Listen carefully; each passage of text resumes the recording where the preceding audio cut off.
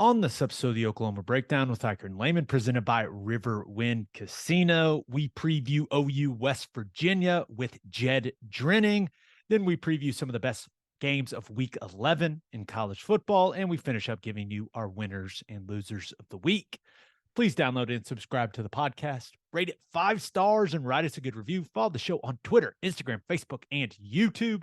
Just search Oklahoma Breakdown on any of those, and you'll find us. All right. Our man Michael Hosty will kick this thing off. It's time for the Oklahoma Breakdown. It's a beautiful Wednesday, November 9th, and you're listening to the Oklahoma Breakdown with Ikard and Lehman, presented by Riverwind Casino. Riverwind is Oklahoma City's premier casino experience, and there are so many reasons why Riverwind is consistently voted OKC's #1 casino, but it all starts with their amazing variety of gaming thrills and excitement. Riverwind's beautiful award-winning environment plays host to more than 2,800 of the latest electronic games with a huge selection of table games, including blackjack, blackjack match, roulette, and Teddy's favorite, craps. No matter what your game, Riverwind has it in spades and hearts. And to learn more about their gaming promotions and entertainment options in the month of November, all you got to do is visit riverwind.com. Riverwind Casino, simply the best. Now, recording this Wednesday morning, please leave us a 5-star review and a nice comment. Ted, how excited are you for a trip to Morgantown, West Virginia, baby? Very, very, very, very excited. We got to get back on the W train, man. We need a win in a really, really bad way. So I'm excited to get out there, hopefully handle some business. The vibes around the program are not high. The vibes are not high. We need to, you know how much of a vibes guy I am.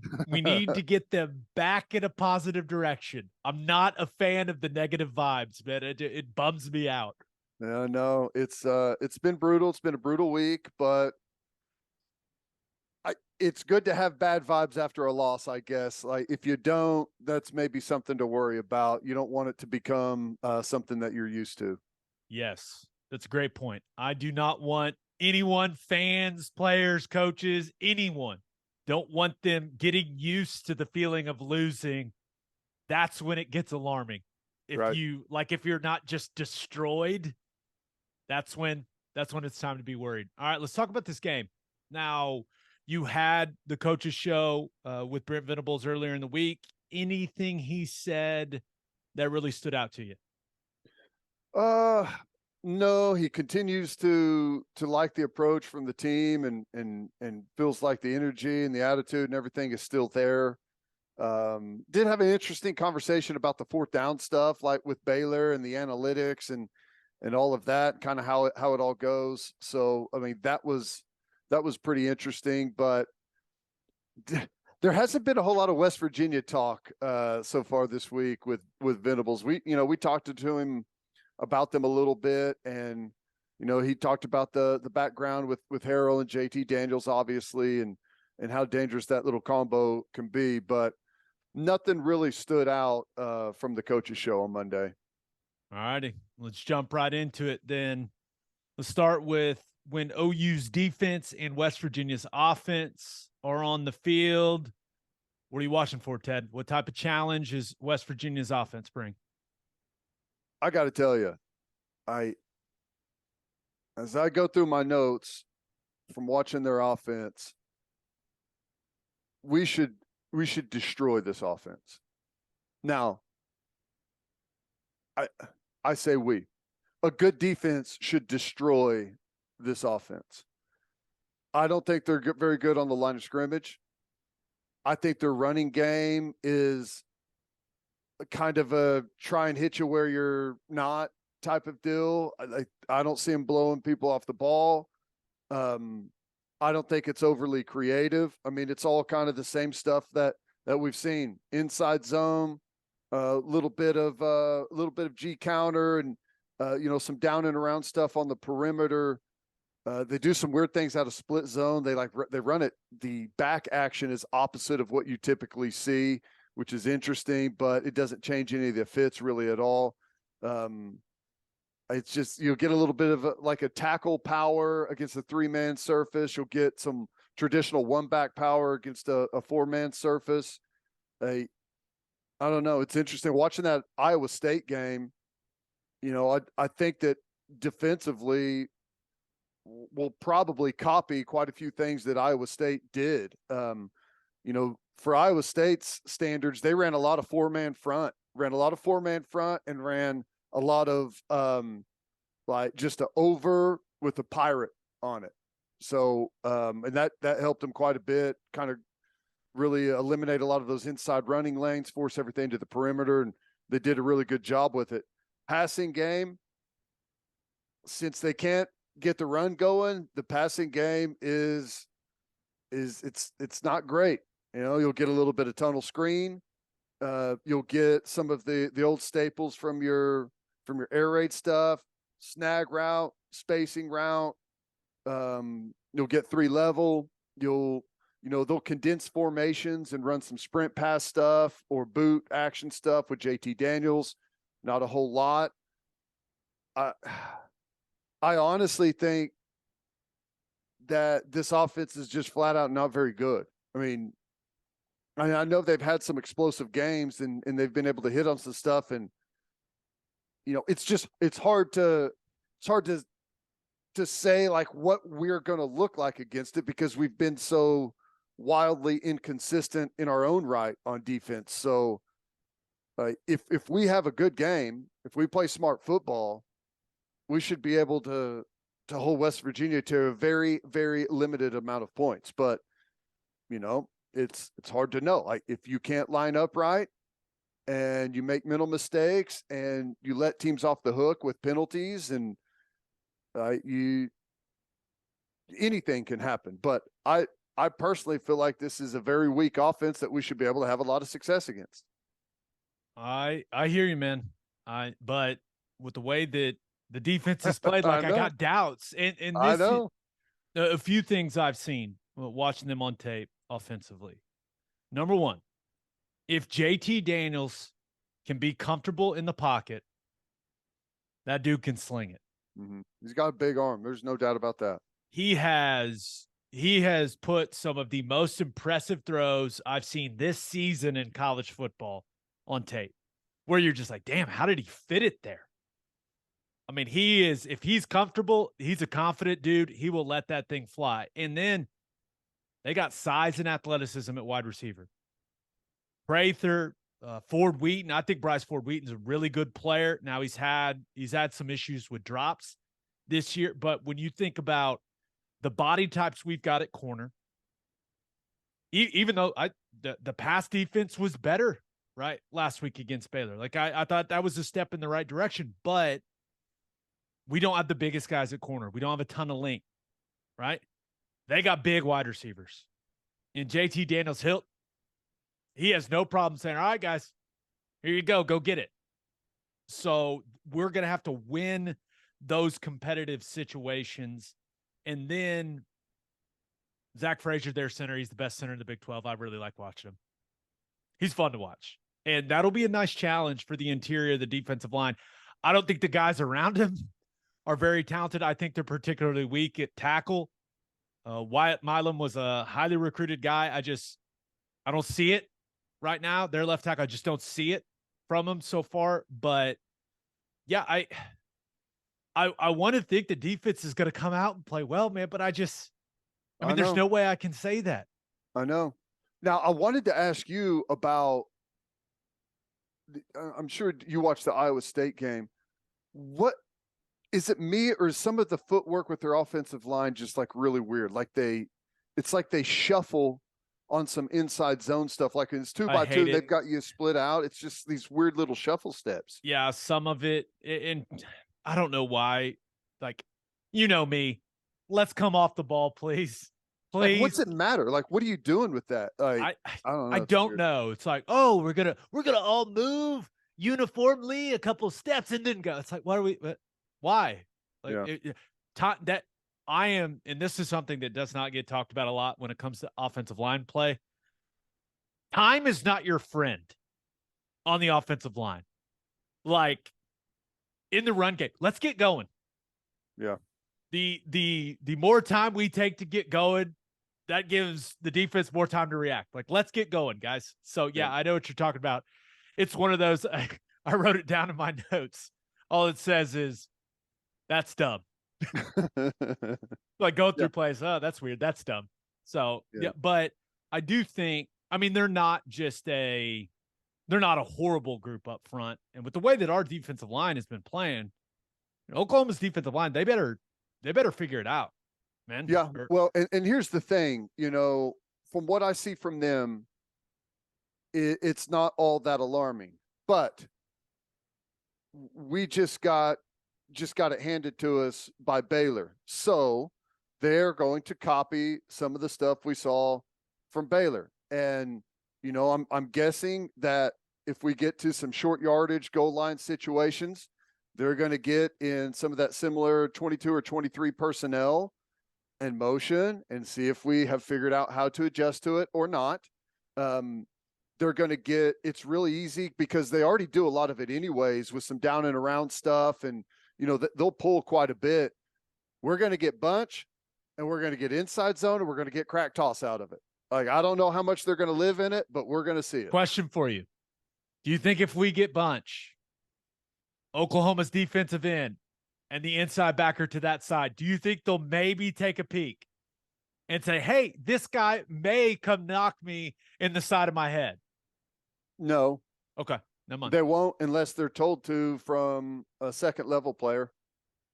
Typically, my experience with those guys, blinders, 100% blinders, which I kind of understand, right? It's a different world. You're worried about the guy you're lined up on. It's up to players at the second and third level to, shed some light on the situation, what's happening formation wise. So, and that hasn't been a strength of ours so far. So I would probably say for the first 4 or 5 times they run it, no. I hope you're wrong, man. I do think that West Virginia is going to look at some of the Baylor stuff, and they've ran some outside zone, some stretch, not a ton of it, but they may look at, the pin pull stuff, down and around stuff you're talking about in the outside zone success. They may implement more of that. I can't imagine they won't. Right. Well, they'll at least test us on it to see if, probably early. Like. Yep. So, I mean, I don't know. I feel like the way Oklahoma's defense is going to play is like the great mystery in this game. I know. Because just hearing some of those guys talk, the confidence is gone, man. It's gone. It's bad. The vibes are low. Bad vibes, Ted. So I mean, it's really hard to think that they're going to go out and play well defensively. I wish it wasn't the case, but that's just how I feel right now, man. I know. Well, and it's how I feel. It's how everyone feels. If at this point, if you get really good play or just good play defensively, it's like a built-in bonus. It's not expected. If it happens, it's like, hey, okay, nice. But I totally think that this is a game where they should be able to have a lot of success. I mean, you're right. There's some matchups out there on the outside with some of the wide receivers that you don't feel great about. But, I think that all still comes back to like down in distance. If you're not sure if it's coming and you're not sure what's coming, those matchups are really difficult. If down in distance and field position has dictated what they have to do, and you are, you've got it boiled down to a handful of routes that you're going to get, the pass is coming and they're one-dimensional, then it's way easier to defend those guys. So that to me that's going to be the game like always. Be good on early downs. Don't penalize yourself. Win the field position battle with special teams. Don't kick it through the end zone whenever you've got opportunities for a pooch situation. And I think we should be able to play good defense. Whether or not that actually happens, I wish I knew. Line up exactly where you're supposed to be. Yeah, it's interesting. A step one way or the other actually means a lot. And take it far from a team that is ranked in the triple digits to say that alignment isn't that deep. just kind of how I feel in that whole situation. Alignment. Mm-hmm. The first thing, the alignment assignment snap count. There's a reason alignment's first. Well, here's the thing to me, and what we're referring to is like the, Stutzman's little quote on the podcast on the Prairie. And, here's the thing, like, I don't know the whole context of that situation, but, he was just talking about how Venables was yelling at him and, he's thinking in his mind, like, you moved me over one step in my alignment. It ain't that deep. It's a total slap in the face to your coach and to the whole program whenever the whole mantra that it's been built on since Coach Venables showed up is what? Everything matters. And if you don't think alignment, moving one step one way or the other matters, then no one else does. Like if close is good enough for you, then it's going to be good enough for everyone on the team. And it's going to be good enough to get your ass kicked by everyone else that is locked into the details. This isn't high school football.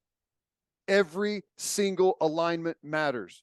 It may not matter on a given play, right? That you were one step off, but when it's 4th and 1 and the game is on the line, you think it matters then? Let's go to the film and look at it. Yeah, it matters. And if all 11 guys think that close is good enough, guess what? You end up being triple digit ranked on defense. That's what's so frustrating to me is that given the position of where we are right now,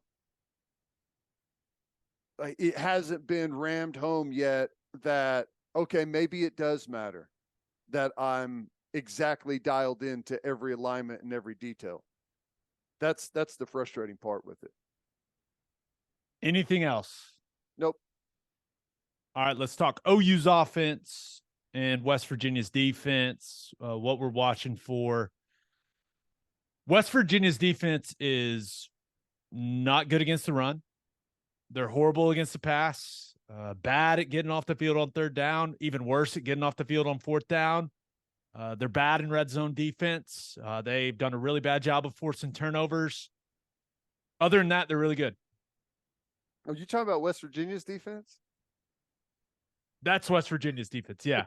Yeah. Not the Oklahoma defense, the West Virginia. So that, I mean, they've been good on defense the last couple of seasons. They are not good on defense this year. And I think it has everything to do with them having a weak back 7, some inexperience back there. But when it comes to things to watch for, Oklahoma's offensive line has played better, right? They're getting better.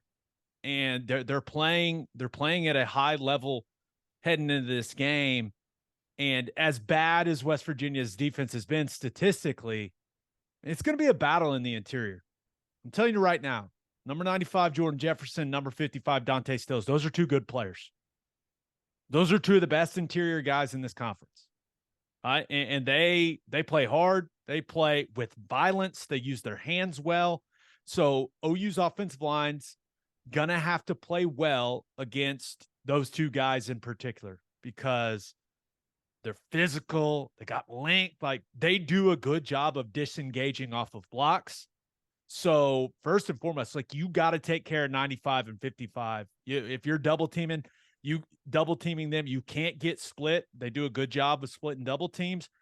They have to eliminate 95 and 55 from the game. Right? And I assume that's a big part of what OU's offense wants to get accomplished, especially in the run game, is take care of 95 and 55. Yeah. Yeah. Those guys are big. 95's, I like him a lot. I think he is a really, really good player. He's tough. Just, it's hard to get movement on those guys, as you pointed out. So I like the challenge, and I'm with you. I feel like the offensive line has played better, and we need to take advantage of that. Like, if you can get those 2 guys blocked up, I think, at backer, I think West Virginia is very, very suspect. I think a lot of we should have a big day run of the football. I mean, that's really what it boils down to. And if you can be solid on those 2 guys, then I think it should open up the whole offense. Yeah. And speaking of running the football, it's funny. I think there are two completely opposite approaches you can take when it comes to running the rock against West Virginia. And I hope that Jeff Lebby dials them both up. I think you can spread them out. I mean, spread them out, go 5 wide, whether that's, you're probably putting Braden Willis in like a slot position if you're doing that, right? But if you spread them out, and a lot of teams have done it, Texas did it, TCU did it and ran the ball really well, but they play a light box. Like almost, sometimes it's 5, sometimes you got that overhang players kind of a 5.5 man box. And really, you can go with some simple running concepts, just like a 5-man zone or a 5-man man scheme, where maybe you're folding one guy. And there's just been some gaping holes when some people have spread them out in the run game. And I mean, TCU, they popped a couple of long touchdown runs doing some of this stuff. I can't imagine that OU, even though I know it's been a very heavy 11 personnel attack, like you can still be in your 11 personnel and spread them out. And you gotta do some of that if you're Jeff Lebby, because they've given up some gash. I mean, they've been gashed in some of those runs. Yeah.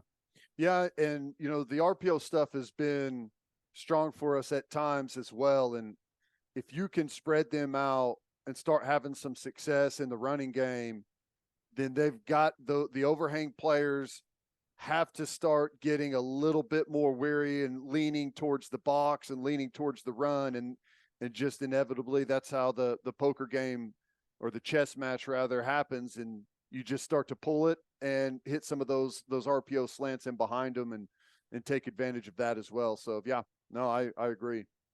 Yeah. And I also think, kind of complete opposite thought process. I think you can get in some 12 and just mash them. And we've seen some 12 personnel with Braden Willis and Daniel Parker both on the field, and we've seen some good stuff out of it. So I really think you could get into some of that and really get after them. The reason I like it, the reason I would like to see some of it, is as I watch it as an offensive lineman, it gets them to a 4-down structure. It forces one of their safeties to come be in the run fit, and the angles for an offensive line, I just really like the angles, whether it's zone, the gap scheme stuff with the double teams. I like the angles it creates for an offensive line. And anytime you want to bring a safety into the core and make him tackle, Ted, I'm all for it. So yep. I'm hoping we get to see some of that. And then, because out of it, it's also, with their issues in the secondary, I mean, you can max protect out of that 12 personnel stuff, throw some shots down the field, and try to hurt them that way. We may see all of this, but that's just a couple things that have really stood out to me. I think you could spread them out and run it, and I think you can get in 12 and run it, and then take some shots. We'll see though. Yeah, and the other good thing about it, you mentioned bringing a safety in the box and forcing them into the fit. Here's the other thing. If a safety's into the box, you can make the corner in the box with a crack, right? Whenever you crack that safety, now you've put it all the way out to the corner, which are the worst tacklers on the team typically. And that starts to really open up some of the play action stuff as well, where it looks like you're running crack stuff, but ends up being G pass or something where you're running over routes. It can be really good against some defenses. And then one more thing to watch. I know that a lot of people have been wanting some more intermediate passing game, right? In this offense from Lebby, but man, it should be bombs away against this team. I do not think they run very well in the back end. And I mean, there's a bunch of snaps on tape of them struggling to keep up, whether it's deep posts, deep over routes. I don't think they run particularly well, and they have not done a good job of generating a pass rush. Really, I mean, guys, they've been close. Stills is a good pass rusher, but if Dylan Gabriel can have time and let those deeper routes develop, I mean, whether it's Mims or Farouk, like those guys should be able to run by 11 and 24 in particular.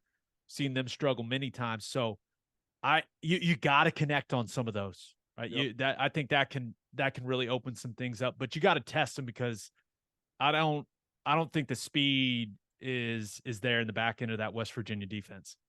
Well, that should work well because I've still yet to see anyone cover Marvin Mims on a deep ball. He's always open. If we can just connect on those with some higher percentage, then I really like it. We'll see.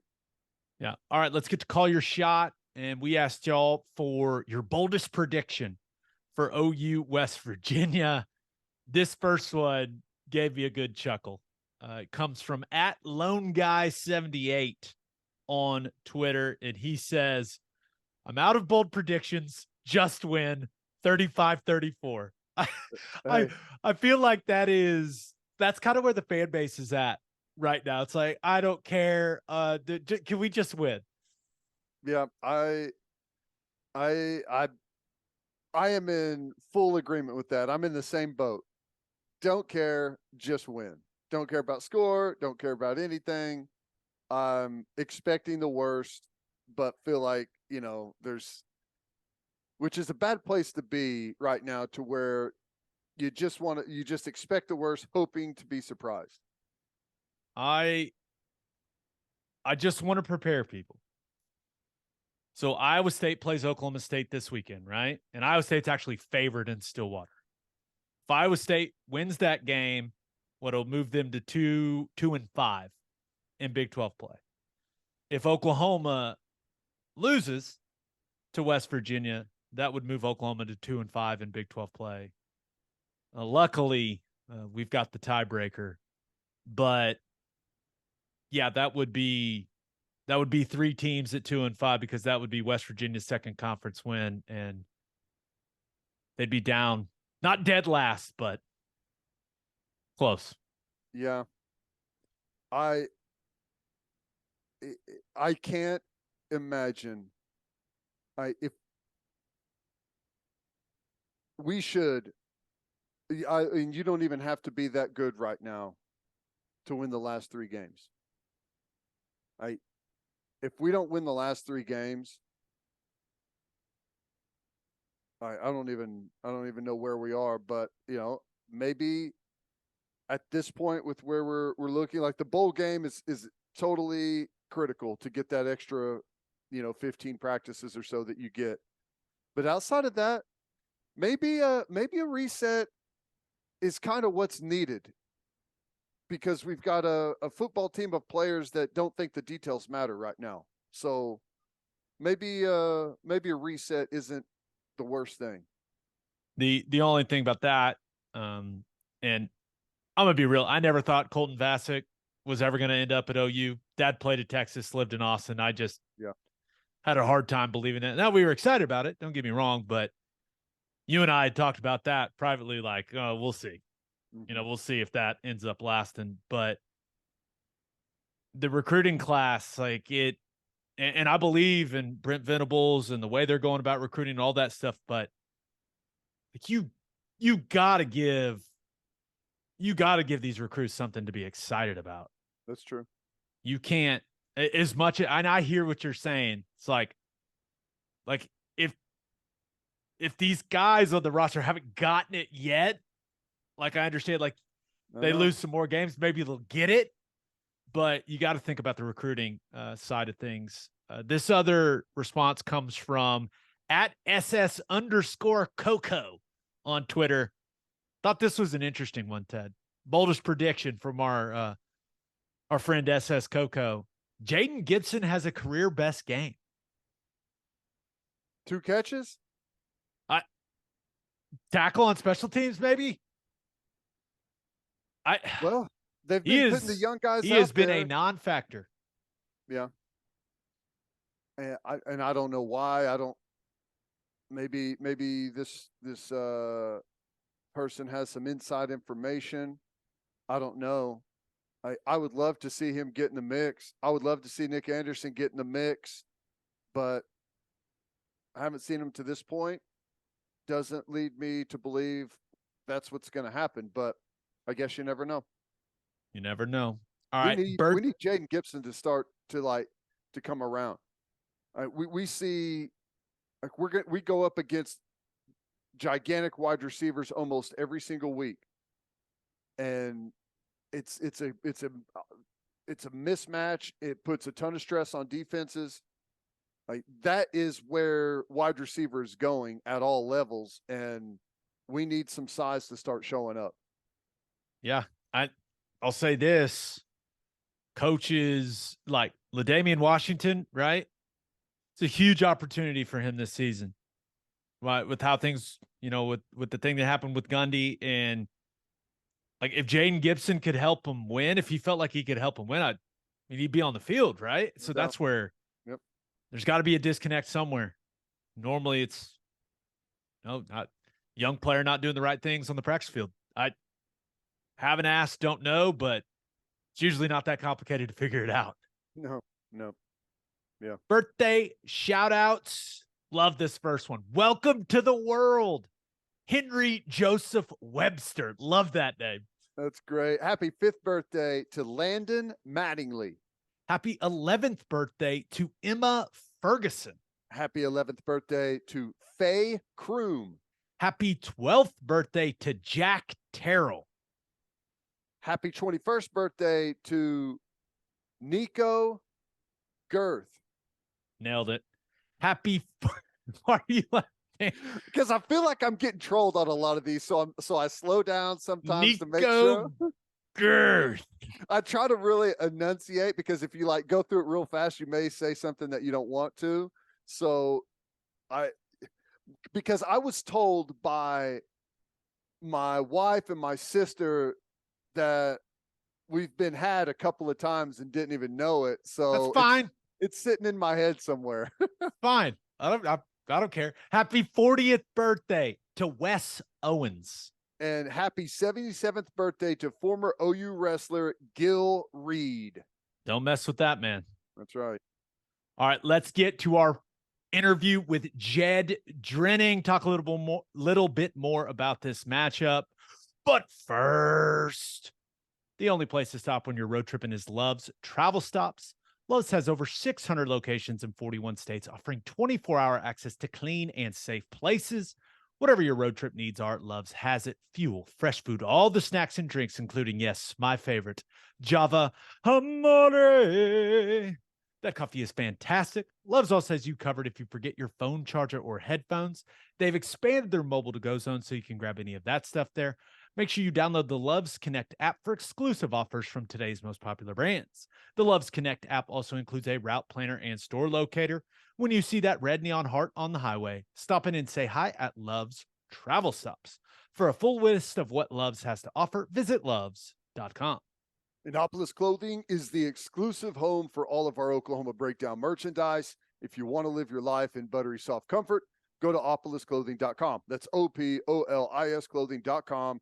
Use promo code TED, T-E-D, for 10% off your entire order. You still get a discount on all the OU and OKC Thunder gear as well. It's opolisclothing.com. Use promo code TED for 10% off. Buttery soft and 10% off. Make sure you send your kids to Bishop McGinnis Catholic High School.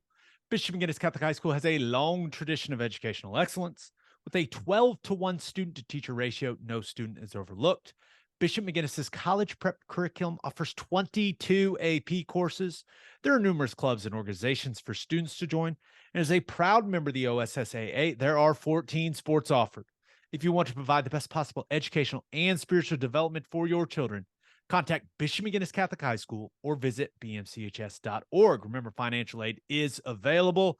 All right, here's a little more on the matchup between the Sooners and Mountaineers with our man, Jed Drenning. It is our pleasure to be joined by a man who is the sideline reporter for West Virginia football. He is also the proud owner of one of the best Twitter handles on planet Earth. At the Signal Caller is in the house. Jed Drenning, what's going on, man? That tells you how long I've had it, right? It's like I always like to tell people, history class wasn't that hard when I was in school. There wasn't as much history. right? So yeah, at the signal caller, try taking something like that today without underscores and asterisks and other characters. And so, how you guys doing? Doing great. We're Doing great. holding We're up. just, I yeah. assume we're doing about the same that you're doing. Yeah, holding up's a good way of putting it. Someone Oh, has to win the game this week, right? That's how it goes. Someone has to win it. well, last I checked, yeah, I don't know how many overtimes it might take, but yeah, business will be settled one way or the other before you guys leave town.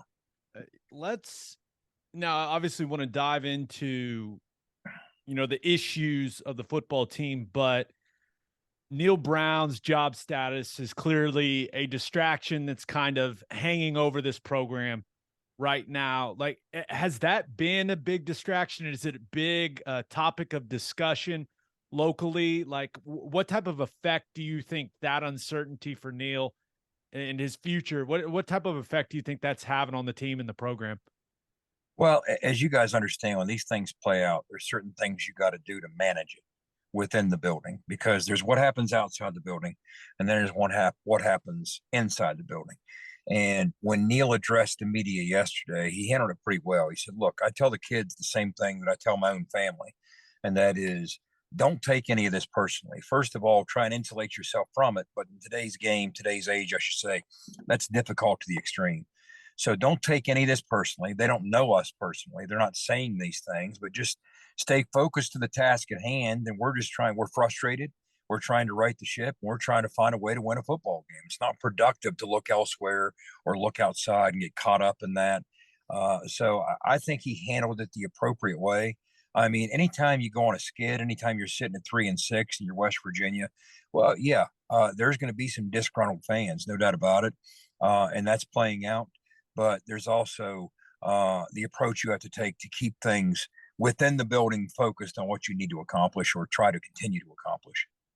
Yeah. Well, he's been proactive in the offseason, able to bring in Graham Harrell, able to bring in JT Daniels and make some good moves. Now it still hasn't equaled huge points and huge yards for the offense so far. Like what's been the thing that's been holding them back on the offensive side? It's been up and down. And part of it's been, I mean, we started the year with a bang. For the first 3 or 4 games out, we played really productive offense. And really, we've struggled on the road. I mean, I can't really articulate or figure out why that has been to the extreme that it's been, I should say. Everybody plays better at home, right? But not to this extreme. We struggled mightily at DKR against the Longhorns. They shut us out for the better part of that first half. That trip to Lubbock was a disaster offensively. And then last week, we ran into that defensive buzzsaw of Iowa State and didn't have any answers and really didn't give ourselves any kind of chance. We were 3-and-outed so often. We couldn't even stay on the field long enough to try and flesh out some answers. But at home, we've been a completely different animal offensively. When you look to this extent, guys, when you look at scoring and total yards per game, we're 9th in the country in both those categories in games played at home, and we sure aren't on the road. What? Yeah, 9th in the country in scoring in games played at home, and 9th in the country in total yards in games played at home. But those games on the road have knocked us back big time. We haven't responded when we jump on a plane and march into these adverse environments.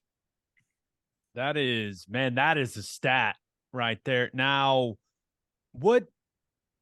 obviously you focus on the quarterback position. Mm-hmm. What have you thought of the way that JT Daniels has played this season?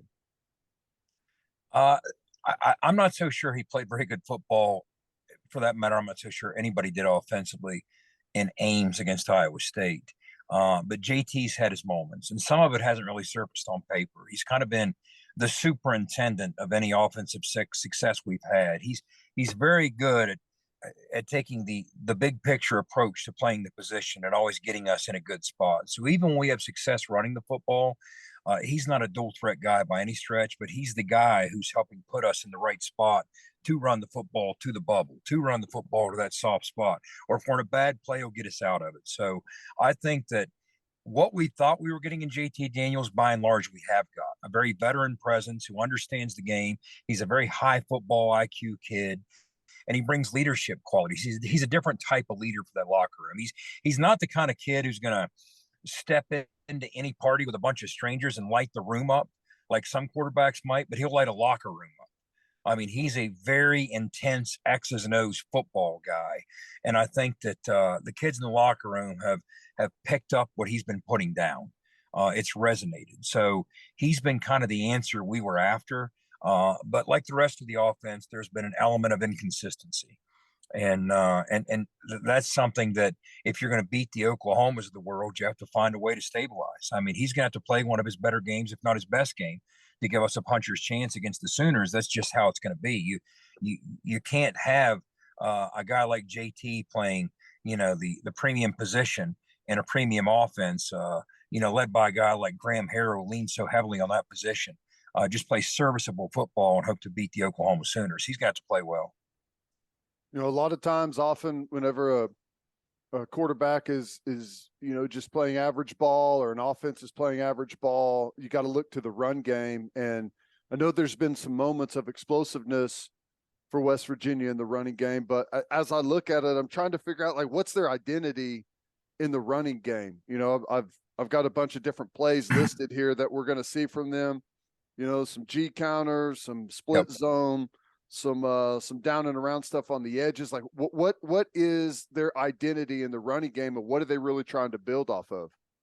I think that when you look at it, the offensive line has been a project for the better part of 3+ years. And this was the year that we recognized we have a chance for that to start to come into fruition. Whether it's Zach Frazier at center, we move Wyatt Milam to his natural position of left tackle. He's a southpaw, he's an athlete. You got Doug Nestor back at right guard.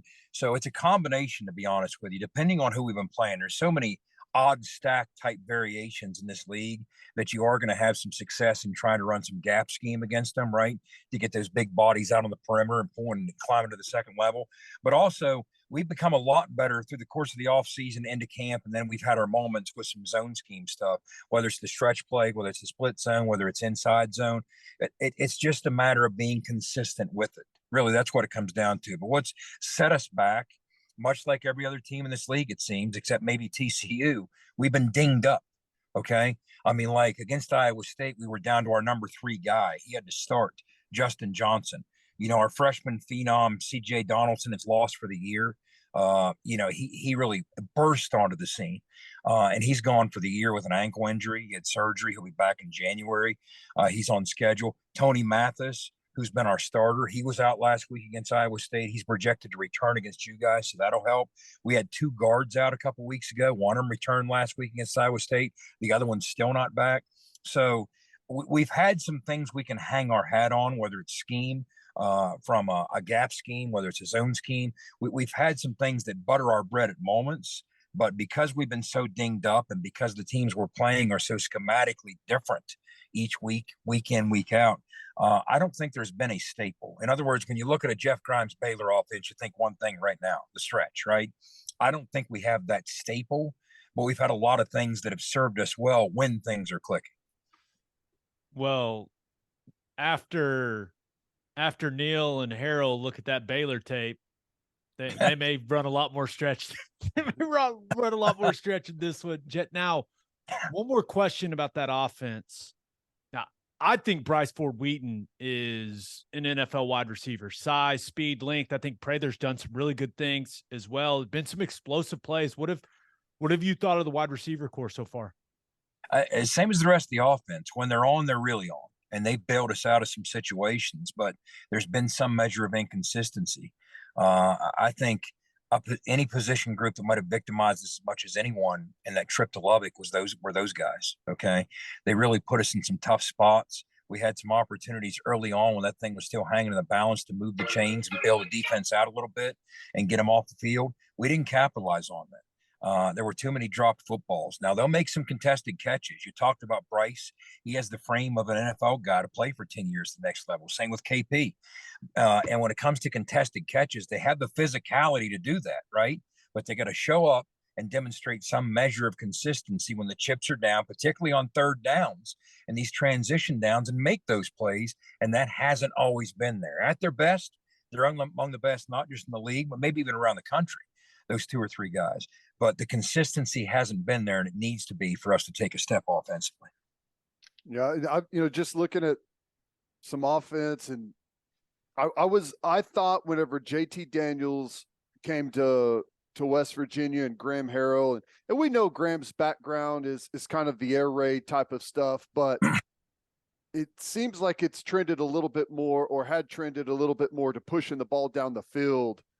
And I thought that that's what we were going to see with JT Daniels there, and they haven't done that as much as I thought they were going to. What do you think the reason behind that is? Is it just the fact that they haven't been able to really force the issue and get ahead of the chains in the running game to be able to take some chances, or are they not winning on those routes long enough or enough downfield and maybe not protection? Like what's kind of held them back from being able to stretch the field as much as maybe, at least I thought they were going to. Yep. Maybe that's not what everyone else thought. Well, he is more traditional from the air raid tree, in the sense that when he puts it up, that's kind of what you do expect to some extent, is to push some of those deeper route combinations, right? Now, if you really look, that's his pedigree. He's a Mike Leach guy, if ever there was one, right? But also he's had other influences, not just with his time he spent in the NFL and he learned some things there, but his time at North Texas with Seth Littrell. Seth Littrell's an air raid guy who really values and appreciates the run game. Okay, and I think that Graham kind of got some of that from him, and you saw some of that influence during his time at USC, and that was part of what made it a good fit with Neil. Neil's obviously an air raid guy who really values the run game, so that's been part of it. But when it comes to trying to push the football downfield, yeah, when you look at it from a personnel standpoint, you would think that you got the gunslinger in JT. You would think you have the big bodies on the perimeter, whether it's KP or whether it's Bryce. And to some extent, Sam James out of the slot. It just hasn't, I keep going back to this word, consistently enough worked out. We've had moments and we've made some plays, but not to the extent that we need to, especially. And if you're not going to do that, you know how that works. If you're not going to bail yourself out with splash plays, you have to be efficient and consistent enough to win on those transition downs, stay ahead of schedule, and string drives together and be mistake free. We haven't done that consistently enough either. Sometimes it's all there. Sometimes none of it's there, and it's all kind of just caught up to us, and that's why we're 3-6 instead of 6-3. This is quite the loaded question, but what's gone so wrong with the defense, man?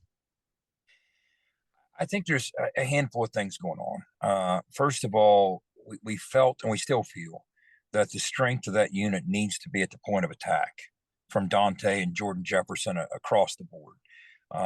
We have some depth there. Okay. So that's a position room we haven't been incredibly dissatisfied with. Okay. Now, when you get to the second and third levels, it's been nothing but new faces outside of Charles Woods. Charles Woods, we felt coming into the season, had an opportunity to be one of the better covered corners in the Big 12. 12 snaps into the Pitt game, he's lost for the better part of a month and a half. Okay. So that kind of reconfigured some of the things that you might have been otherwise able to do. We had a lot of new faces, whether it's freshmen, whether it's JC kids transferring in there. Our Mike Backer's a JC kid. We got freshmen and JC kids scattered across the back end. Our spear position, which is kind of that hybrid Sam Backer / safety position, our top two spears have been injured. They're out. So we're down to our number 3. So now when you tap into even more inexperience. But if you had Charles from the outset, maybe a premium cover guy like that over the course of that first month to 6 weeks, we were really struggling and otherwise would have been framing or forging our identity, you can probably be in position, if he's on the field, to kick your coverage the other way and give some other people some help, maybe man up a little more, get a little more exotic in finding ways to throw numbers at the quarterback and pressure him. But without that cover guy, that true legit cover guy, we've been unable to do that. Now, he's just come back. He played banged up last week against Iowa State. He played extensively against TCU and played well. But now he's re-aggravated that injury and he's dealing with some other things. So we'll see what kind of shape he's in. But I think that's part of it, a bunch of new faces. Because when you look at it philosophically, this is a defense under Jordan Leslie that just 2 short years ago, we became the first Big 12 defense since K-State in '99 to lead the nation, not just the Big 12, but the nation in pass defense. We've tackled very efficiently over the course of the last handful of years, but put all those things together and throw them into a bowl and stir. And next thing you know, when you show up against these Big 12 offenses, there's obviously no empty seats, right? There's no get right game. So those struggles have been exposed. especially on the back end. We've had a propensity and predisposition to give up big plays, which is what's scary when you're facing a Dylan Gabriel-led Oklahoma offense. That's frightening. We've struggled to stay deep as the deepest and keep things in front of us, whether that's miscommunication on the back end, whether that's blown coverages. It's been a combination of all those things. But the new faces, I mean, a year ago, we were very battle tested on the back end with 3 veteran safeties. Well, all those guys are gone.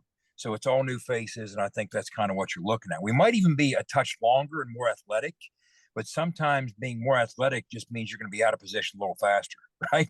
If you don't appreciate what you're doing from a scheme standpoint and see the big picture, and I think sometimes that's been the case. I love that stat in there, and you can thank Bob Stoops, the first to lead in defensive pass efficiency since '99. That's whenever Bob Stoops brought Mike Leach to the Big 12, and the rest is history. There you go. Hey, you know the story behind that?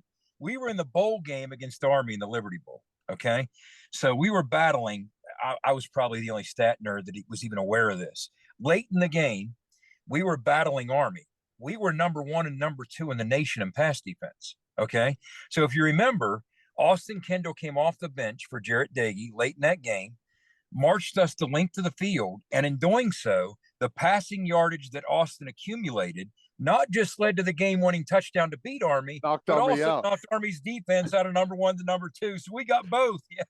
That's awesome. That's great.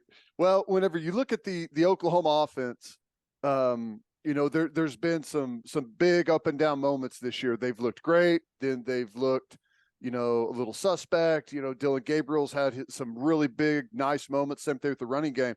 Where do you think the defense for West Virginia can have some success, maybe create some big problem areas, especially since they're going to be at home? Yeah, I'd start with this. From the outside looking in, it's been very obvious to me that you're a different species when he's behind center. I mean, I don't even count what happened against Texas for the better part of what happened against TCU. Let's just not talk about that. There you go. Please. Okay. Please. You're a completely different animal when he's behind center. And he's as advertised. He's everything that he showed at UCF, right?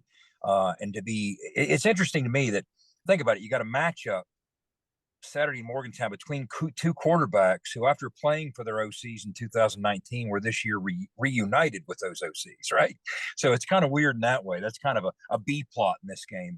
But you know, one of the things you look at what Jeff Lebby does offensively, he's explosive, he's dynamic, he likes to stay ahead of schedule, he has balance, okay? And I think 2 things to consider. First, I kind of wondered, you know, he exposed his quarterback to some shots, whether it was at Ole Miss, whether it was at UCF, and you kind of wondered, okay, Dylan Gabriel is slight in stature. Is he going to hold up if he's exposed to those same shots in the Big 12? And for a couple games, he didn't, but they've done a pretty good job of keeping him out of harm's way. But the other thing that I look at that's made this Jeff Lebby offense different than others, its predecessors at UCF and at Ole Miss, is because of the talent that he inherited. Okay, he's getting greater utilization out of some of those big bodies offensively. That tight end room, for instance, you didn't see that play as key a role in what he did offensively at Ole Miss or what he did at Central Florida. That's the only parallel I would draw in terms of him arriving in Norman and Lincoln arriving in Norman. We all know the story behind Lincoln's offense was really revolutionized when his true air raid, old school air raid, met up with the Samaje Perines and Joe Mixons of the world, right? Well, that's the talent that he inherited when he arrived in Lincoln. Well, I think the talent that Jeff Lebby inherited, and it makes it for a handful to defend for, okay? I think what you got to do, understanding that he's going to get the most out of that tight end room, whether it's the pass game or the run game, understanding he's going to get the most out of Eric Gray, and you're always going to be populating your perimeter with dynamic, explosive, what they've been called frisbee chasing dogs, right? I mean, Oklahoma always has plenty of them. So the best thing you can do is you can't let Dylan Gabriel get a beat on things. I'd start with that, because if you do, he's just going to simply dissect you, especially the way we've been struggling on the back end. So you have to have some hope of throwing different looks at him, enough different looks without outthinking yourself, to try and keep him off balance and somewhat confused so he can't get that bead. But the other thing is, you're going to have to win on early downs if you're West Virginia. You don't want them on schedule. If they're facing a bunch of 3rd and 3s and 3rd and 4s, That's not good for us. So you need them off schedule. You need them behind the sticks. You need them to adapt some sort of desperate posture. And then hopefully we can be disruptive with what we do by chopping that front up and getting after him on third down and win on some third downs. But the other thing I would look at is what has to be critical for us is defensively, we've struggled in allowing touchdowns in the red zone, just like you have. I mean, that's been one of the biggest shortcomings of, from what I've studied on tape, your defense and our defense. Okay. So when we're facing the Oklahoma offense, I think it's critical. There's obviously going to be plenty of times they get in the red zone unless we really have a day. So when they do get in the red zone, you truly got to bend but don't break. And you're going to win by holding them to threes instead of sixes. We have to swell up in a way that we've been unable to do up to this point in the season and win some of those battles. But I think you got to knock them off schedule. You got to win on early downs. And you got to try and confuse Dillon Gabriel. And for that matter, get your hands in the air. I mean, all three of those picked off balls last week were deflected or tipped, right? I mean, when you're playing a shorter quarterback, that's one of the things that crosses your minds. If you can't get home, okay, then one of the things you have to do for sure is at least affect the play by tipping the football, deflecting the football, and then putting it up for grabs in the back end. Maybe some good things can happen for you, much like they did for Baylor. Now, before I let you get out of here, Jed, you are now doing a podcast with Owen Schmidt covering Mountaineer football. Has Owen headbutted you yet? Has he put some of that blood on your forehead yet? Like, it's got to be terrifying doing a podcast with that guy. He virtually headbutts me every time we get together. Good thing it's a virtual headbutt, but we call it In the Gun. We've teamed up with a WVU graduate named Wes Euler, who works for iHeartRadio for the Steelers. And we've had a tremendous amount of fun. I mean, it's been a blast. It's everything I thought it could be. I reached out to Owen. It's part of the Believe Network. I don't know if you guys are familiar with that, but it's spelled in a strange way, BLEAV. And what they like to do is they like to get a former player involved with an on-air talent. And now, while I played at WVU as a walk-on back in the early 90s before transferring to Division II, I don't think I'm recognized as a former player. So I reached out to Owen. And he was all about it and jumped right in. So we started in August, and I think we're on to episode 25 now. Will be this OU preview, which we tape tonight or tape Wednesday and drop Thursday. We've had a lot of fun with it, and Owen's everything you'd expect. But obviously, one of the things we're going to share this week is we've only in our long history of football since 1891 beat the Oklahoma Sooners twice. And they were both huge seminal moments in the history of our program. One, of course, you guys remember because it wasn't that long off, just 14 years ago in the Fiesta Bowl, and the runaway beer truck was born. Bill Stewart stepping in after Rich went to Michigan. What a moment, what a night for us that was to knock off a team. I think you guys had the best team in the country at that point. I really do. I think that Oklahoma team that was ranked number 3, they might have been disgruntled because of the situation. But in my estimation, they might have been the best football team in America at that point. And we were able to find a way to win that game. And then, of course, the big win in '82 as heavy underdogs when you guys were ranked number 9. Jeff Hostetler's first start after transferring from Penn State. That was a massive win for us that really put the program on the map in a new era under Don Nehlen. So, but what we haven't been able to do is knock you guys off as a member of the Big 12. I mean, for all Tavon's efforts and Gino's efforts and everything else, for Will Greer's efforts. I mean, we've had some battles. First of all, not enough battles. Some of them been so just unilateral beatdowns, but we've had some fun shootouts with you guys. We have not been able to finish the job. That's kind of what Neil sold to the team this week. He's like, look, that's what's on the table, to be the first team for the first West Virginia team to win a Big 12 game against the Oklahoma Sooners. That means a lot. That means a lot. I mean, obviously, you guys appreciate what your brand's all about. So if we could find a way to do that, that would be massive. No doubt. Jed, you're the man. Thank you for the time, and we'll see you Saturday.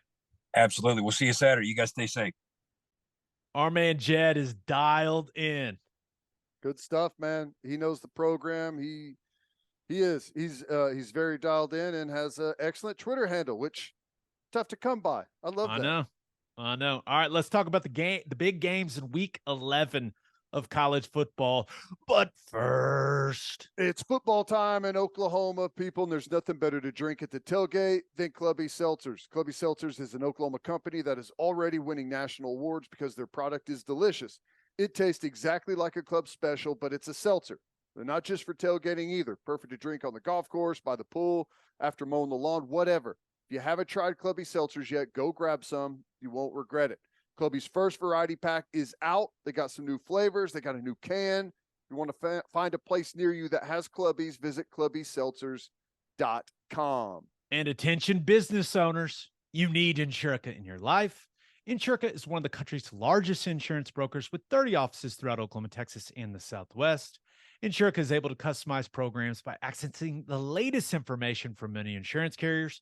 They compare and contrast coverage offerings and pricing in order to design a cost-effective, comprehensive program to meet your business's specific needs. Insurica's clients become best-in-class businesses by working with Insurica's team of advisors to manage risk. Purchasing insurance is only one way to protect your business. Best-in-class businesses win by avoiding a loss in the first place. If your business partners with Insurica, you'll save huge amounts of money and take back control of your total cost of risk. I'm an Insurica client, and you should be too. If your business wants to be best in class, connect with Insurica at Insurica.com. That's INSURICA.com. National College Football Roundup, Week 11. My goodness, it's Week 11 in college football. This first game is an interesting one. Number 9, Alabama, goes to Oxford to take on number 11, Ole Miss. This is your 2:30 CBS game. Alabama currently a 12-point favorite there against the Rebels. And Ted, in the grand scheme of things, this game doesn't mean much, right? Right. Now there's, Saban versus Kiffin. There's the rat poison. What's he saying? Don't give him goat fuel. Like he's changed it to goat fuel, which is actually pretty funny. But LSU, now with that win last week, they are in the driver's seat. They're in the SEC West. They've got the tiebreaker over both of these teams. I'm interested in this game for one reason. What does Alabama look like when the national title is no longer attainable? Not a single guy, other than the guys that have transferred in, right? Not a single guy on that roster knows what it's like to play a regular season game where the national title is not within reach. So I'm fascinated by that, man. I really am. Like, not a single guy has felt what these guys are feeling. And they just haven't experienced it. So I know we've seen Bama look more vulnerable than usual. Listen, if people want to write off Nick Saban in Alabama and say the dynasty's dead, I am not jumping on that take with you. I'm not there yet. But I'm so curious to see what it looks like, because we haven't seen Bama in this situation in the college football playoff era. We just haven't seen it. Yeah. And here's what's interesting about it, and I agree.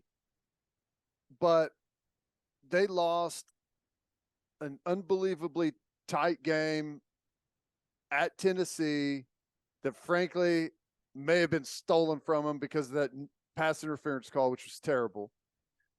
They lost that game, and then they lost an overtime thriller again on the road in another incredible environment to LSU, who's, been an under-the-radar, pretty daggum good football team so far. So it seems like the wheels have fallen off, but they're still just right there close to being, an undefeated team with a couple of massive victories under their belt. But that's the difference in football. I'm just saying that to point out, I don't think they've fallen as far as a lot of people out there are acting like. Yeah, their record is 2 losses, but they didn't lose to just nobodies out there. Lost to 2 really good football teams. No, I agree. And no, there's this notion that Nick Saban, I feel like a bunch of people out there think they just have this level of success they have because they got the best players, right? And clearly that's part of it. I don't think that guy gets near the credit he deserves for the culture he's built there.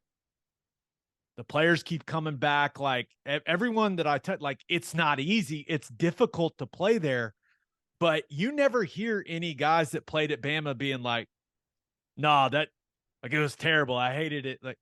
They all keep coming back. I don't think he gets enough credit for the culture and for, the brotherhood, whatever you want to call it, that he's built there. So I feel like that's being tested in this game. I really do. Maybe I'm being dramatic, but it's almost one of these games where I look at it and go, okay, do I believe Nick Saban can motivate his players and get them ready to play when the season has already been labeled a failure? Yeah, I do. I think he can get them ready to play. I really do. Yeah, I think what you point out is interesting. It's even more difficult to build a culture when you have the type of players that he's had. Yeah. Teams that have like number one recruiting classes, it's hard to keep that together, man. You're bringing in a bunch of personalities and a bunch of egos and a bunch of guys that feel like they're entitled to play. And he's done as good a job or a better job than anyone at convincing five-star players that it's okay to wait until you're a junior to play, right? And by that time, you're prepared physically, mentally, the defense, the offense, and you go out and you have a couple of great years. You get drafted in the first round. It seems like it would be easy, but it's not easy to convince guys of that, and he's done a great job with it. Yeah, just, looking at some of the things in that game, though, I do not think Ole Miss is going to be able to get after Bryce Young the way that LSU did. I just don't think Ole Miss has that ability to make him feel that pressure and to hit him as much as LSU did. But I've watched quite a bit of Ole Miss's running game here lately because I really like the Judkins kid, the freshman, and Zach Evans. Like that's high on the list of 1-2 running back punches in the country. So we'll see if that Bama defense holds up. But that game, it's more about what does Bama bring? Like, do they show up? I'm fascinated by that. I'll say this. I think they're going to play hard. I think Saban's made it crystal clear. Hey, the NFL scouts are still watching, boys. I think they're going to smack the hell out of Ole Miss. Yeah, I kind of do too. And just a quick reminder for anyone that thinks that Alabama dynasty is over. They currently have the number one recruiting class in the country by a massive margin. So it's not like players are going to all of a sudden decide to start going elsewhere. Yeah. All right. Next game, big one. Not the headliner, but a big one in the Big 12 Conference. Number 19, Kansas State goes to Waco to take on Baylor. Game will be 6 p.m. on FS1. Baylor is currently a 2.5-point favorite at home. This is an elimination game for me. And when it comes down to who's going to have the opportunity to go play for a Big 12 title, both teams 4-2 in the conference. Now, Kansas State, they need this win, and then they need Texas to lose to somebody, right? They need some help. They don't control their own destiny per se, but Baylor does. And it's interesting because they got Kansas State on Saturday, and they finished with TCU in Texas. Now, you can look at that going, damn, that's a rough finish to the season. But if you're Dave Aranda and you're that staff, you're selling it to your guys as, hey, man, look at this opportunity that we've got. So I know everyone's focused on TCU, Texas, and we'll talk about it. But this is, when you talk about who's going to play for the Big 12 title in Arlington, like, this is a huge game, man. Yeah, I agree. And, I kind of go back and forth on Kansas State is just, they're frustrating and they're hard to pinpoint. All right. I thought that they were going to get that win against Texas, but their defense kind of let them down, at least early in the game it did. And I look at Baylor and I feel like Baylor is really limited if they can't get the running game going. And I feel like Kansas State is going to be, far more disciplined and in a better spot, at least make Baylor earn it more than we did. And I feel like Kansas State can make a team like Baylor that, goes off of the fourth down analytics. Like, they can just absolutely make them pay. But you have to make those stops whenever they do go for it, and that's much easier said than done. And it feels like Baylor's trending in the right direction. And I don't know, like there's got to be a little bit of split going on in the locker room right now at Kansas State about the quarterback position. So I don't know. This game is incredibly difficult to pick for me.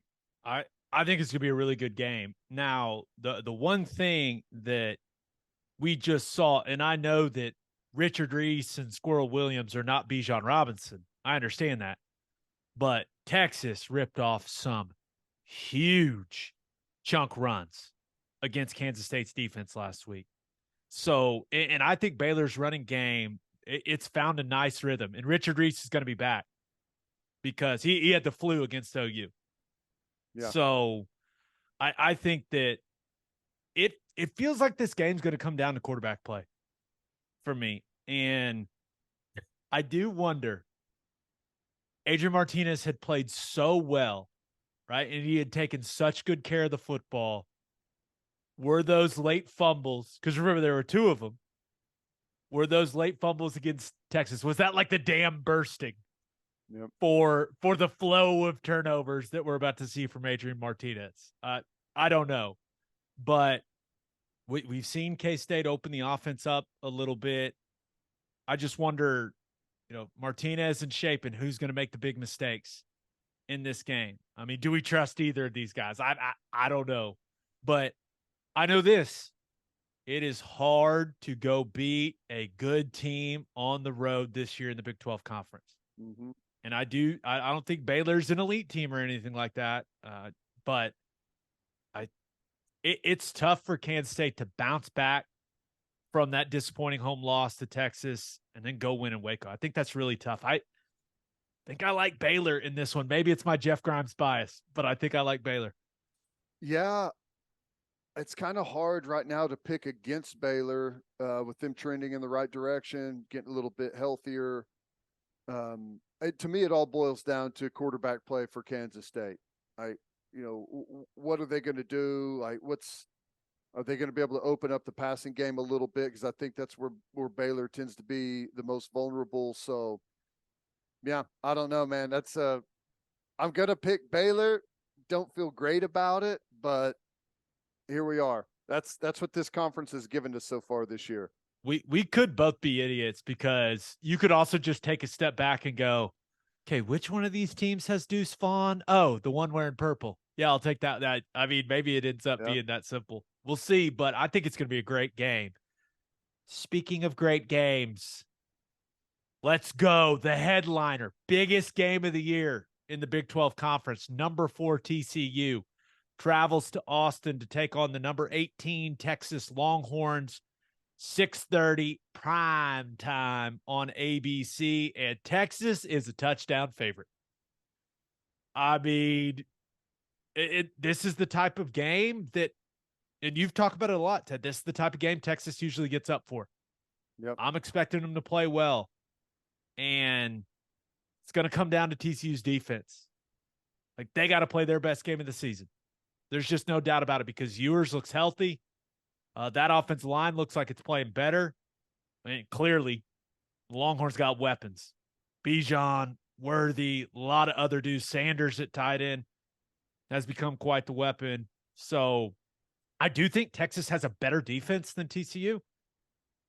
They're playing really well against the run, especially. But, yeah, if TCU's defense has to play really, really well to give them a chance. Yeah. And I don't know if they're capable of it, man. They've been a little leaky. Yeah.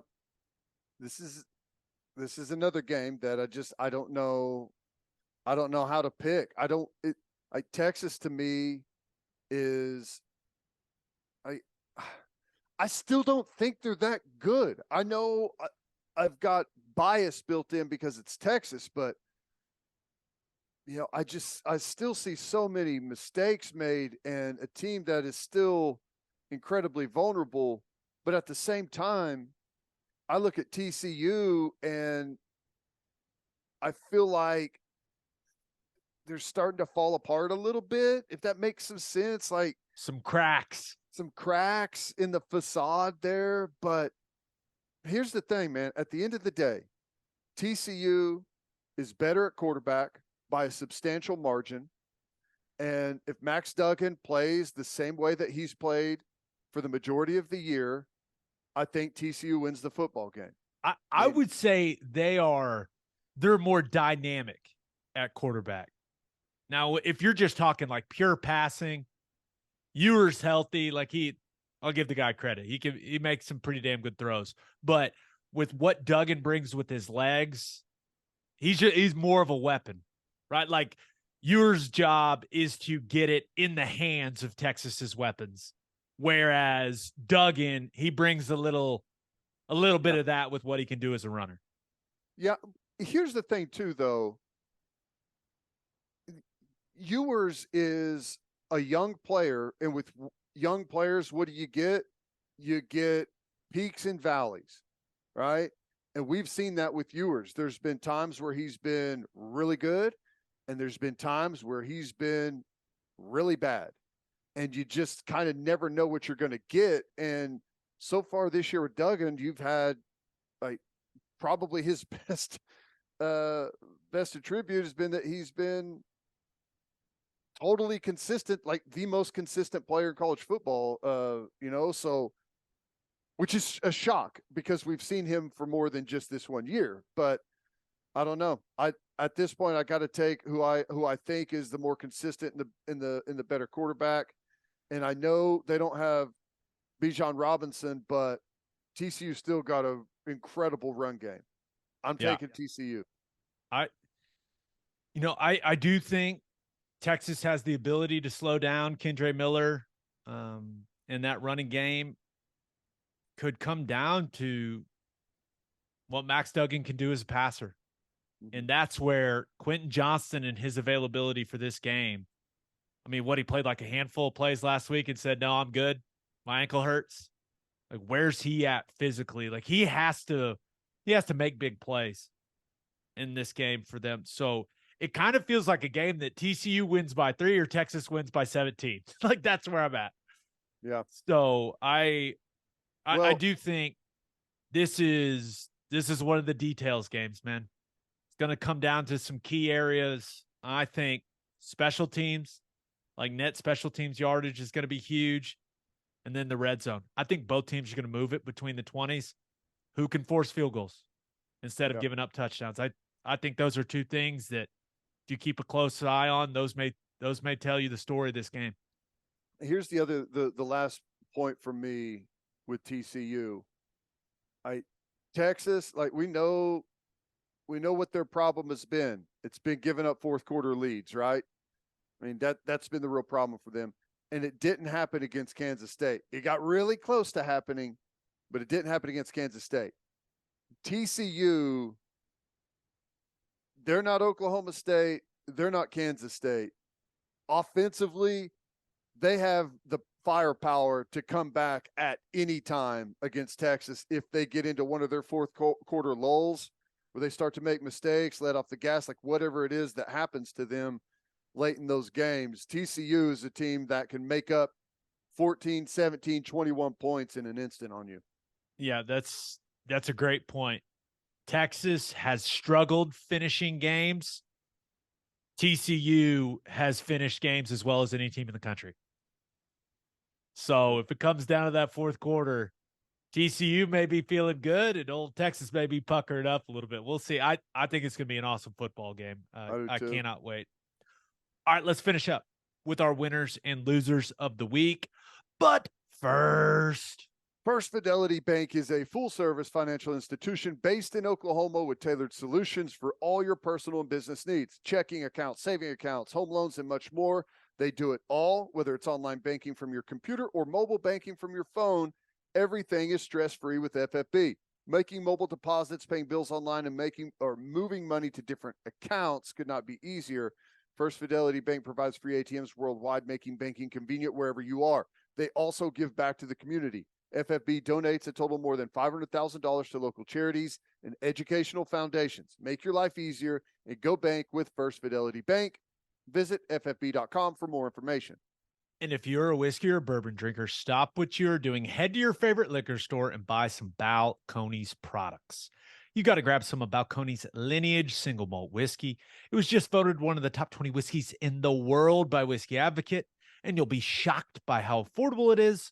Also, you got to snag some of Balcones Baby Blue Corn whiskey. It's made from blue corn. That's the fancy corn. And that is why it has won more than 25 awards. Last but certainly not least, you got to buy some of Balcones Pot Still Bourbon. Its big flavors make it the perfect bourbon to drink year round. Remember in 2012, Balcones Single Malt won the Best in Glass competition, beating brands like Johnny Walker and Macallan. This stuff is the real deal, people. If you love great whiskey and bourbon at a great price, then Balcones products are the only way to go. The whiskey may be made in Texas, but the owners are from Oklahoma. To find a liquor store that has it, visit balconesdistilling.com. As always, Ted, kick us off. Who do you have as your winner of the week? Winner of the week is the 12-team playoff over the 4-team playoff. As this season unfolds, if this doesn't, and knowing that it's coming, if this doesn't make you really want the 12-team playoff, I don't know what would. Like, if you were to look at it right now, and I know things would change, the 12 teams and the way that it would unfold right now would be the first 4 games that happen on campus would be Alabama at USC. Oh my Give me some of gosh. that. This one's interesting, but I still think it'd be a great game. Tulane at Michigan. Tulane's defense is excellent. But that's like your one game that's a little bit off the radar of 5-12, which I don't think Tulane is out of that game. And then you would have Ole Miss at Tennessee, and then you would have Clemson at LSU. That's your first round games. That is awesome. And then obviously winner of USC Alabama plays Georgia, winner of Michigan Tulane plays Oregon, winner of Tennessee Ole Miss would play TCU, and winner of LSU Clemson would play Ohio State. Give us a 12-team playoff right now. It's got to happen. And I refuse to hear any argument about a weaker regular season. It's totally not true. You can shut it down at any point. The regular season is incredibly weak right now because you've got like 5 or 6 teams that can actually make the playoff. Every other game is meaningless. Whenever you open it up to 12, you just have so many more games that are meaningful for teams trying to wedge themselves into that final 12. So I love it. So I think the 12-team playoff you just laid out there was last week's rankings. Oh, is that right? Okay. Yeah. So, but still, I believe it would be with the updated ones, right? So Tennessee drops to 5. And just so you know, Tennessee's my winner of the week. We'll get to that. But Tennessee would be hosting UCLA. I see. And then the 6-11 matchup would be Oregon would be hosting Ole Miss. The 7-10 LSU would host Clemson, and then the 8-9, USC would host Bama. I don't know if that's it. I may have just repeated exactly what you said. No, you didn't, but I think you got. Right. You looked at a weird. Stuart Mandel's. Oh, is it? It's because the group of 5 has to be in. That's what it is. Okay, I'm an idiot. Sorry, because that's assuming that the top 4 conference champions or top 6, right? That's what I'm forgetting. The top 6 conference champions would be in, and that gets group of 5 teams in. So you're right. Sorry, I'm an idiot. Yeah, I just went off. I would like it just to be the 12 best, but listen, Tulane being in, that's intriguing. I'd like to see that. I think on some years we would prefer just get the best 12. On other years, it would be you're okay with it. And I think there are some qualifiers too, aren't there? Like they have to be ranked in a certain spot to be able to listen. Eligible. Just this is me. Put the rules in and then just give me the bracket. Right. We get to, I don't need to go through the clearly I'm too stupid to understand it.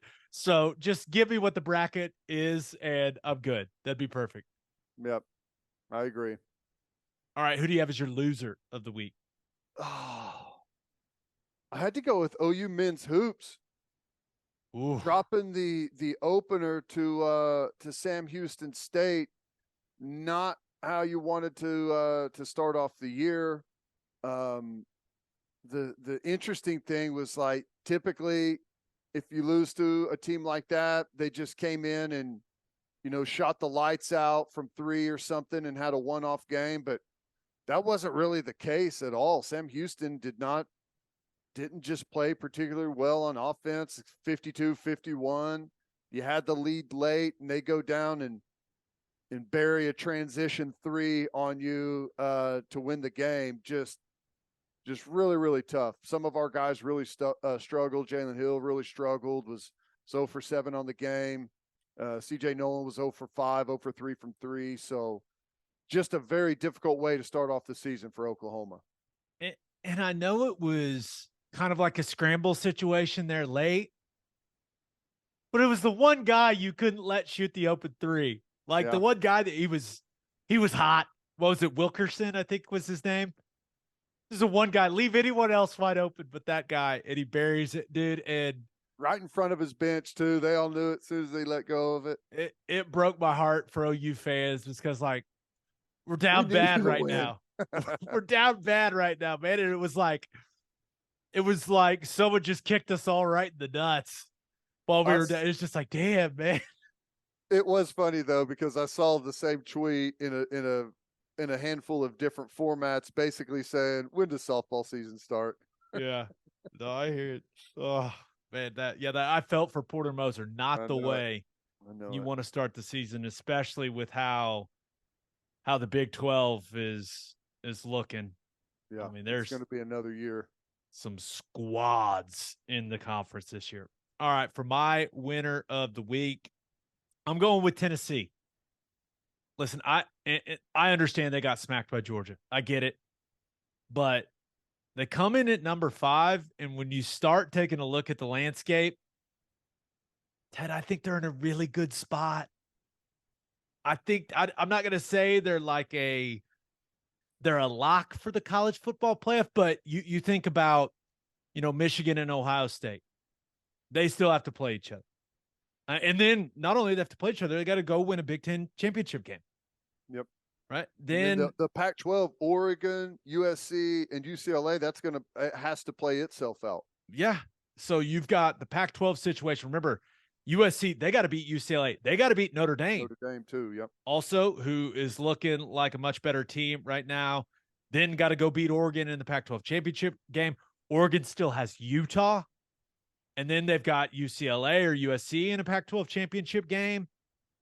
You look at the Big 12, right? TCU got Texas this weekend, still have Baylor, still got to go win a Big 12 championship game, a rematch against somebody, against a team that's going to be a good team that's capable of beating them.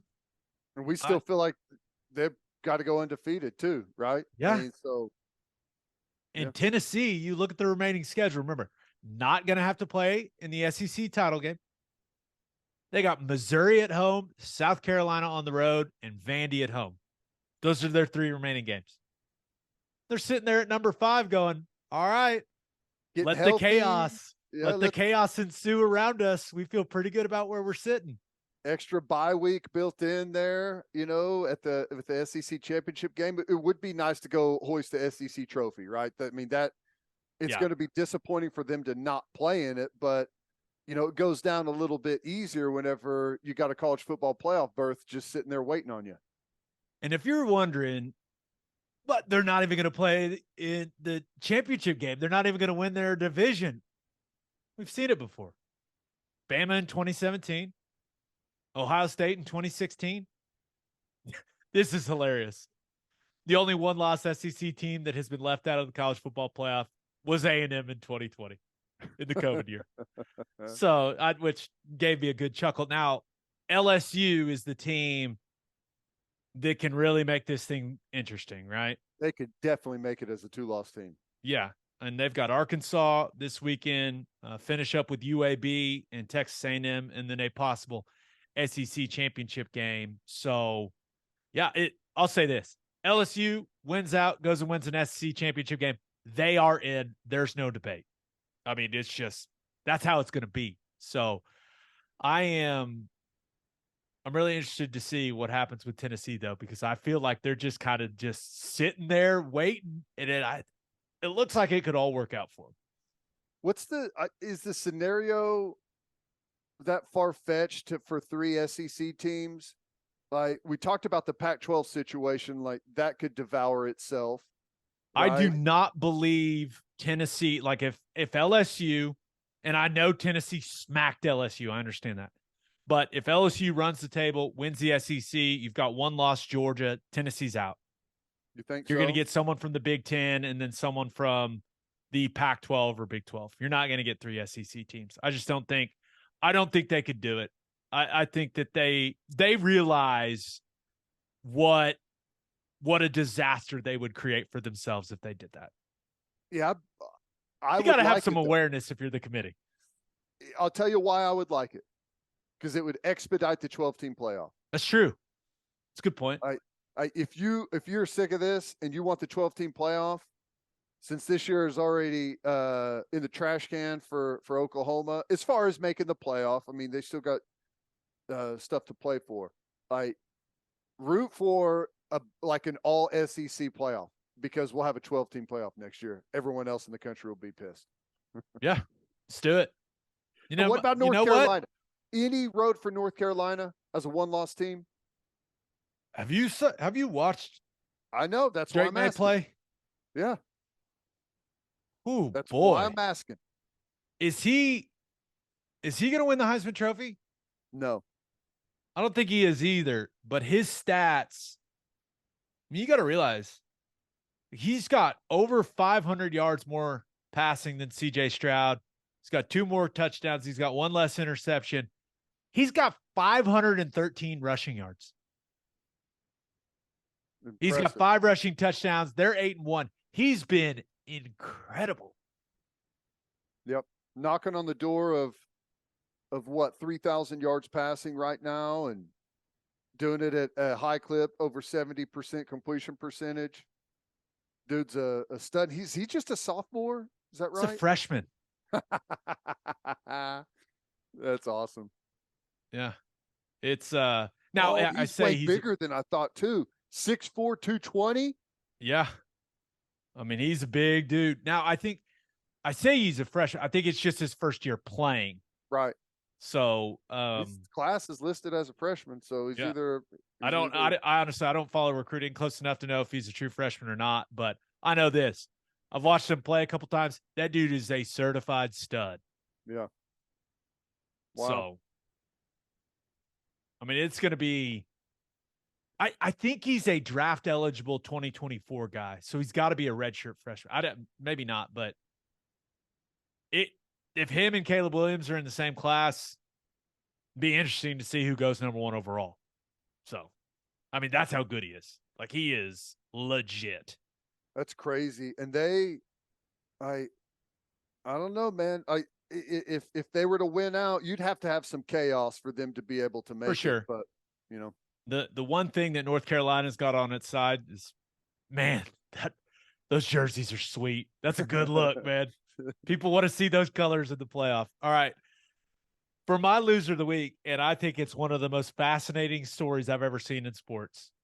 My loser of the week is the Indianapolis Colts. Now, my loser of the week is not Jeff Saturday. It's the Colts, because what the hell is going on? I mean, first of all, did you see Jim Irsay's presser? I didn't see it. I read like a lot of people commenting on it. Like, what is happening here? I'll give you some of the highlights. These are some of the highlight quotes. In the upper quartile of winners, we're in the top quartile of that upper quartile. Which kind of put my brain in the pretzel. He was saying, "Hey, we've won at a pretty good clip here lately." Then he said, mean they're in the top 4? Is that what that means? I think so. I think that's what it meant. Teams. Yeah. He said, "I don't know how to make sausage. I don't know what goes into sausage, but I do know how to build a football team." There's a correlation there. Which is an all-time quote. And he also said, in reference to Jeff Saturday having no NFL coaching experience, he said, "I'm glad he hasn't had the NFL experience." He went on to say it's like, oh, he won't be scared like some other coaches are. It was, dude, it was a hell of a presser. But what do we think? I mean, we've never, correct me if I'm wrong, Ted, we've never seen anything like this.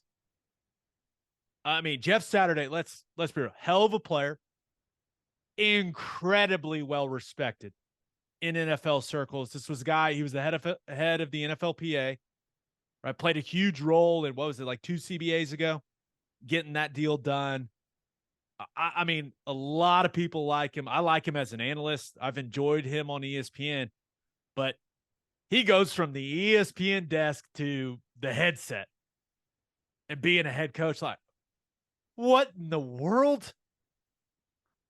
Yeah, He's got no coaching experience. Out. Some people are like, oh, he coached high school football in Georgia. Listen, I know that they play a high level of football in Georgia, but that is not comparable, people. It's crazy. Yeah, it is. But here's the thing. You know, I actually don't mind it. And the reason is, like, I wouldn't want to, like, sometimes there's no reason to put undue burden on someone else on the staff, right? If you promote an offensive coordinator or a defensive coordinator, I don't mind putting someone in there that's just going to be a CEO. We're going to keep our same schedule for the most part. We may change a couple of things. Like, here's who I want, calling plays. Here's, he's not going to be into any of the game planning stuff, and probably not even going to be very involved in like any of the going forward on fourth down and stuff. It's going to be a totally chart driven deal. So I guess I don't necessarily mind it, because he's going to be a strictly out of it CEO type of head coach, but it is totally off the wall. Did you hear what our boy Orlovsky said on Dan Patrick? Mm-mm. It's pretty interesting, because you kind of think, oh, this came out of nowhere, right? Well, Dan was talking to Dan Patrick, and he basically said, well, for the last several weeks, Jeff and I, we've been having some, discussions about coaching and philosophy, who the good coaches are, like what the best schemes in the league are. And it was almost like Orlovsky had that moment where he's like, oh, that's why he was asking me all those questions. Like, he was gathering information. Like, I think this has been in the works for a while. Mm-hmm. Or at least Saturday, it sounds like he's been preparing for it. Yeah. So maybe he kills it. I know a lot of people are upset because it feels like he cuts the line. Man, it's kind of just life. I mean, the guy was a hell of a player. He's loved around that organization. The owner of the team loves him. So it is what it is, but it's just so different than anything we've ever really seen in this type of situation. The Colts are going to be like must-watch TV now. Everyone's going to be like, all right, what's it look like? And luckily, Jeff Saturday, he's got Sam Ehlinger as the starting quarterback, so what could go wrong? It'll be fine. Right. Yeah, I don't think that the expectations are nearly he's not stepping in for head coach at Alabama, whenever Nick Saban just retired, right? Like, this is a ground up rebuild, and maybe just not even maybe just be a short-term thing. Like, he's taking over for the rest of this season, and then maybe he transitions to a front office type of position. I don't know how that works, but I don't know. Interesting. Yeah, maybe this is their way to get Peyton Manning to come back. Some of the NFL clips, get the old band back together for a different reason. If you haven't seen some of the NFL film stuff of Peyton Manning and Jeff Saturday yelling at each other, it is some of my favorite NFL content ever. It's like the only guy ever that would yell at Peyton Manning was Jeff Saturday. It's awesome. They just go at it. It's great. But yeah, I really hope it works, man. I think that'd be a really cool story. Yeah. Seems like an extremely well-respected guy. So I don't know. I got no idea what's going to happen. I'm open to it. I'm open to it working. I got no. One of the things that a lot of people try and do, and they try and do this in college, and they try and do it in pro, and sometimes it definitely has its merits. Is you just hire the guru, right? You just hire the guy that's got the best offense at the time. And sometimes there's a reason to do that. And other times there's really not a reason to do that. Like, why do they have the best offense? Is it simply because they have the best quarterback in the league? I think you got to look a little bit deeper. Like, I don't mind going with a CEO style head coach that can implement the right things and right players. And as long as they have a good approach, I'm fine with it. Yeah, the players may be confused, but you and I both know this. When that guy walks in the room, they're going to respect him. Yeah. Right? You go to 6 Pro Bowls. You're Peyton Manning. Said it like, you're going to respect the guy. There's no doubt. Now, I'm really interested to see what the offense looks like. You got Ellinger at quarterback, and he is Saturday named Parks Frazier as the offensive play caller. 30 years old. And you'll love this, Ted. College degree in computer science. Nice. Analytic Nerd. guy. Analytic guy. Well, Yeah, so's Mike McDaniel down in Miami. He's a nerd. They're doing great. Did you see Mike McDaniel talk about Justin Fields? Yeah.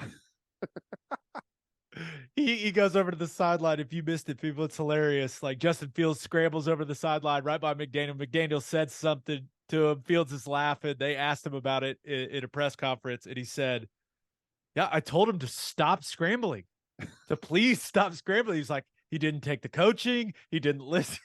Like, that guy is goofy. I love it. Yep, I do too. On that, episode 265 in the books. Have a new podcast that'll drop Monday. Just a reminder, you can hear Teddy from 3 to 6 on 94.7 The Ref. You can hear me from 2 to 5 on Sirius XM Big 12 Radio, channel 375. Hope you all have a great rest of your week. Have a fantastic weekend. And until next time, we appreciate you all for listening. Do what you always do, Oklahoma. Take care of each other.